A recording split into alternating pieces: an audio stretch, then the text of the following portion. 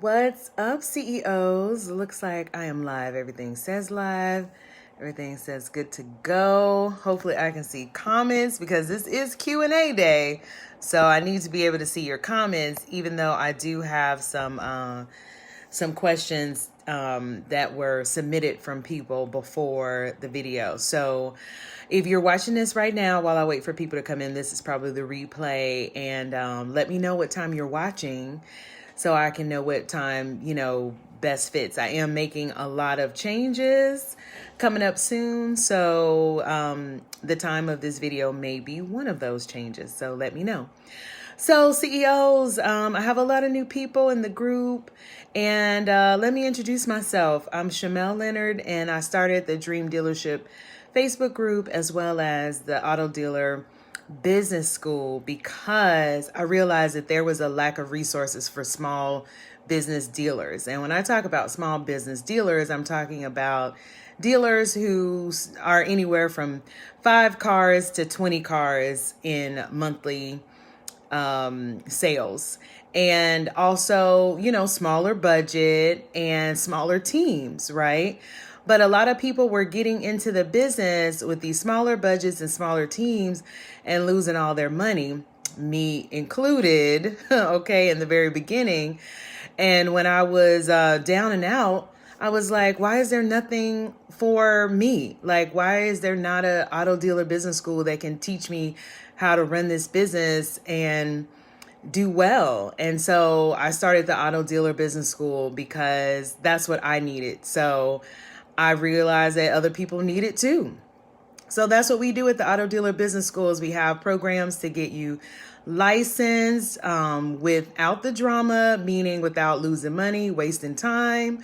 We have programs to increase your sales because profit solves problems. Okay, let's just be real. Like, more profit can solve a lot of problems. So we have that. And we also have programs to accelerate you to your car lot. So if you're starting out in a temporary space or an office as a broker and you have dreams of moving to a bigger location, then we have a program for you because you have to run your business systems and set up your business operations so that you can be successful, right? So yeah, we are growing at the Auto Dealer Business School. I was a speaker at the National Auto Dealer Association conference earlier this year. And yeah, I'm working with some private clients to build dream dealerships everywhere. So this thing is a real thing, and it is definitely getting results. And so, yes, as I am doing some restructuring, because now I know what gets results, I am asking some questions today to help myself to understand where people still have questions and where I can further assist you. Because the point of this is to move past the point of paralysis or the point of confusion into the light, into the clarity, into the doing, right? And when we're uncertain, it is hard to move forward. Like, I'm not judging you for that. It's hard to move forward. And so I'm here to bring some certainty to your process so that you can move forward. And just to be honest, I know entrepreneurs think about many different businesses, right? Because we're entrepreneurs. And so we see business in a lot of things, a lot of ways. We consider a lot of businesses. I myself have had a lot of different business ventures. And I would have to say, though, that this car dealership is the best one for so many reasons. And it's not unlike any other business, right? You still have to you still have to sell your inventory. Hey, good morning, Sean. Yes, let me know when you come on. Like, you still have to do all the traditional things that a business has to do. Just because it's cars and cars do sell themselves for the most part, I'd have to say, a percentage they sell themselves, like probably 75%, but you do have to put in some effort. we still have to run a business that has the traditional things that businesses need. So that's what I'm here to give. So I'm saying all that to say that if you don't know, you need to know. And this is the first step, is to ask questions. And then the second step is to get help. I'm here to help you. I have strategy sessions for auto dealers who are licensed. And if you're not licensed, then check out Drama Free Licensing to get you licensed. And if you want a private VIP experience where I'm on your team to help build your dealership, then that is available as well. All I'm saying is just get the help you need, because it is agonizing to have the question of what if for too long, right? It's like, what if this works? What if it becomes successful? Or what if it doesn't? Like, it's time to answer those what if questions. Like, let's know for sure. And I'm starting to see that we have what if questions, but the question really is, or the answer really is, whatever I want to be successful will be successful, because I will call forth all the things that I need for it to be successful, and I will make the moves that I need to make for it to be successful, right? Like, it's not about what if, it's not chance.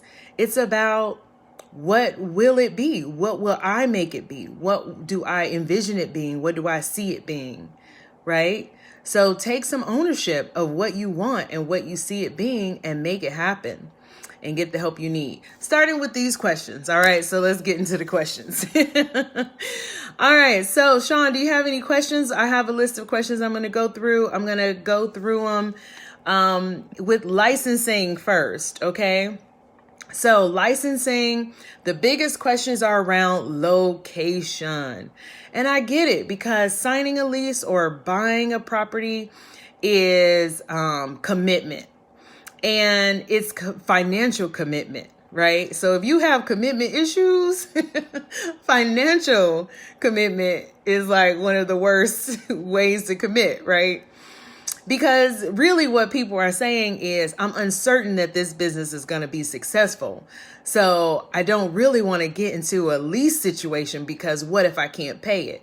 Then I'm damaging, it might mess up some things because I wasn't able to pay my lease for my location, right? So I get it. No judgment, right? So people ask, can I use my home? And can I share a space, right? So you can use, let me say this. You can use anything that the licensing board approves. So if you have questions about using your home, your first step then is calling the licensing board. But to give you an idea of if they're going to approve your home or not, they approve homes that have zoning for used car sales. Okay. So zoning for used car sales, homes that usually have zoning for used car sales are homes that also are surrounded by commercial businesses. Okay. So if your home is in a subdivision, 9 times out of 10, it will not be zoned correctly for used car sales, because that is not a commercial space. All right. They also approve homes that have, in addition to it being correctly zoned for used car sales, they also approved homes that have a separate door for your business. So if you have a home that has like a downstairs that has a separate door that you can hang a sign, and you can hang a sign on a road, and people know that this is your dealership, then 9 times out of 10, that home may be approved. Okay, so I can't give the final say. You have to call your licensing board. And can you share a space? No. 9 times out of 10, no. They do not approve spaces where there's more than one business. So sharing a space is out. You have to have your own space, and you have to have your own door, and you have to have your own sign. Can't be like 2 businesses on a sign and sharing a space. Okay, so let me know if you have any questions about those.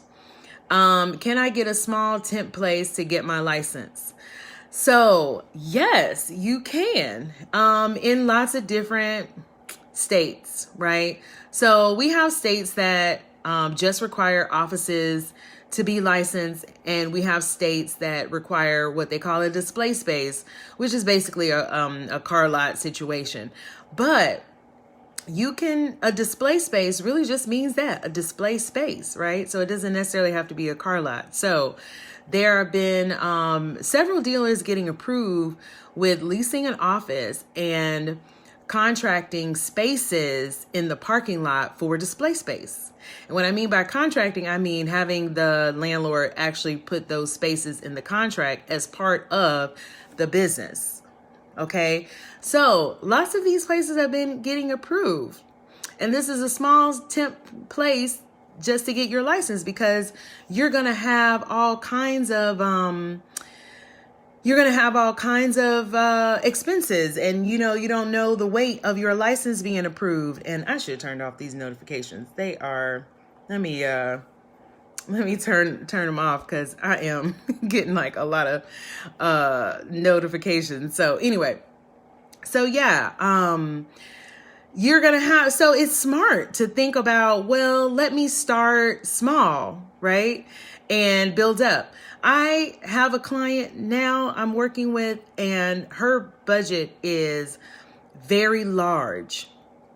And even with a large budget, she is starting in a small space, because the licensing process, right? The licensing process takes some time, and it's giving her time to assemble her team and, invest in some other things. And we're also looking for another space, right? We're looking for the more permanent space right now. But she has a very small office space right now to get everything started. So I'm telling you this because I don't want you to think, oh, well, if I only had the money, I'd do it different. Because you might not. Doing it smart is doing it smart, whether you have the money or not. And a smart move is to start out small until you grow. That's just how it is. So yes, I'm all for doing what's manageable for you. Okay. All right, Sean, you got a question. Is this a licensing question? My question would be about inventory. Okay. Am I getting to inventory? Yes. Okay, I'm getting to car sales questions next. So we'll start out with this. But does anybody have any questions about licensing? Let me know now. And if you're watching this video after the fact, type it in the comments, because this is the time. Like what they say, speak now or forever hold your peace. Speak now. Like, let me know. Okay. Licensing questions. What are your licensing questions? What would help you to finally get licensed? Let me know. Okay. All right. So moving on to car sale questions, inventory. Sean says, these prices are still ridiculous. LOL. How are you and everyone else dealing with the current state of the car market? Raising our retail prices. Period. That's what you have to do. Your product costs more. Everybody else whose product costs more is raising their prices. I noticed that a lot of us smaller dealers, when our inventory costs more, we feel unempowered. We feel stuck. Our product costs more. So now we have to raise our prices. Now, if you're having a problem raising your prices, the problem is not that your product costs more. Your problem is possibly that you aren't confident in the product that you're selling in the first place, and you were leaning on it being the cheapest thing so that you could feel comfortable selling it. Well, not anymore. Like, we're being called to raise the value of our product, as well as the whole market is being called to raise the value of the product. So we must raise our prices. Now, in the beginning, when prices were crazy, it was difficult to raise prices. I know. But now the word is out. Everyone knows used cars cost more. So raise your prices. Any questions? Let me know. Did that answer your question, Sean? It was kind of broad, but let me know, okay? All right, so next car sales question I got. Let me know who you are watching. I see you watching. Let me know. And also, if you have any questions, let me know, okay? All right.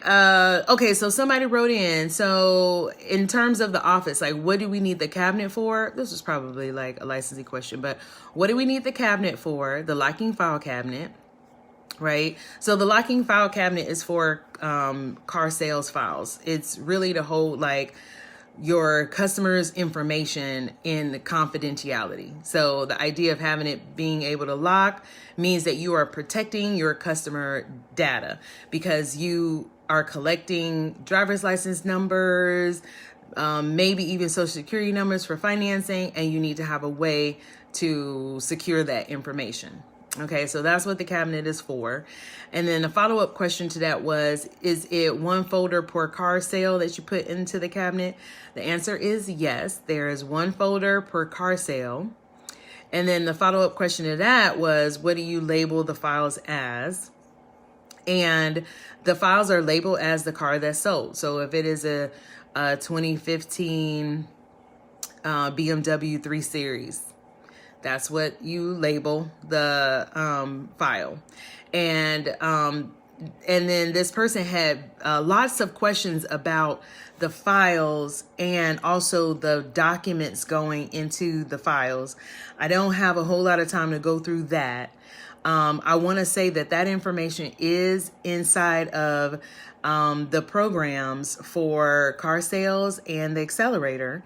Okay. And that is one of the changes that I am currently making, which is to increase the visibility of car files, car sales, paperwork, etc. So having like step by step on what that looks like, so you know what your process should look like. Okay, so that's all I have to say there because I'm gonna run out of time trying to go through all that.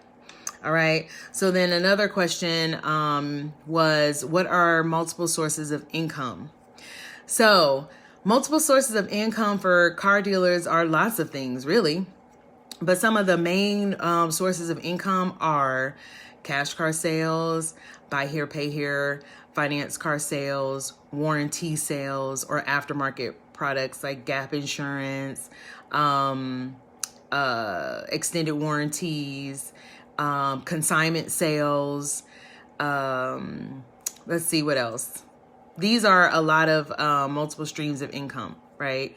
Some people even do title loans. Your dealer's license allows you to be a title pawn location in many states. So you have to check your state, okay? Because the title pawn place has to record liens and transfer title and all that stuff and take ownership of vehicles. So it is essentially a car dealer.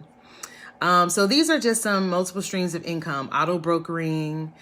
What else? And I have these broken down also in the program. So if you have any questions, then definitely join one of the programs and you can get like a breakdown of that. All right, so how can a used car dealer make a sustainable profit margin in the market when used vehicles and especially used trucks are going for retail prices and sometimes retail plus hundreds, thousands of dollars more over retail book prices at the auction? So this is the same question. So everybody is like, what do I do? Raise your prices. They're not. So you have to also change the languaging. These cars are not going for retail prices. The wholesale price has been reset, period. The wholesale price is now different. Retail price then is now different. So these vehicles are no longer going for retail prices. They are going for the new wholesale price, and now there must be a new retail price. Okay, so you have to sell your cars for more money so you can make profit. All right, so any questions about that? And then I'm going to move right along to moving to the car lot questions. I didn't have many of these because I think a lot of people are still trying to figure it out. So the only question I have is, do you recommend starting with a car lot or a suite, like an office? And so this goes back to the licensing question, which is, I recommend you start with whatever is manageable. And it doesn't really depend on money. I know that when we have a small budget, okay, look, when we have a small budget, our budget definitely drives our decisions, okay? But I'm starting to see, working with different clients, that is, regardless of budget, it is about making the decision that's most manageable for you. Now, I would recommend starting small. I started small, and I'm glad I did. I mean, I wouldn't have lasted this long if I didn't. I would not have lasted the first year. I would not have lasted probably the first 6 months. Okay. So I'm glad I started small. And it's okay. And when I say small, I mean an office. So I just started in an office. I'm glad I did. I have my client now starting in the office. So it does not matter about money. It is about what is manageable. It's a good idea to start in the office if you can. And if you can't start in the office, instead of renting a big car lot, you can rent an office with display spaces contracted in your lease. Okay. But definitely do check with your licensing board. You have to check with your licensing board about licensing, period. You can call them and they will talk to you about what locations are acceptable. Okay, so call them up. I have the different licensing boards information in Drama Free Licensing. Okay, so it's also available online for free. So that's not the only place you can get it, but definitely call your licensing board so you can understand what they'll approve or not. They are friendly. Okay, they are there to help you get through this process, because at the end of the day, they want you to go through the process because that's revenue for their state, and they want you to be successful, because then if you're successful, you renew. That's more revenue for the state. So do everyone a favor, including yourself, and call them up to get everything you need to be successful. Okay. All right. So are there any more questions? Was this helpful? I think that's my time, really. Was this helpful? If this wasn't helpful, let me know what would be what you thought this would have been about. I mean, really, if this wasn't helpful, you didn't send in your questions. So put your questions down in the comments. Let me know. I'm here to help. There won't be a video next week because I will be getting ready to host Thanksgiving at the crib. And it's been a minute and I'm so excited. And I also forgot how to host because I have not hosted anything in a minute. So I'm having to pull together a lot of things, i.e. I'm just be busy doing that.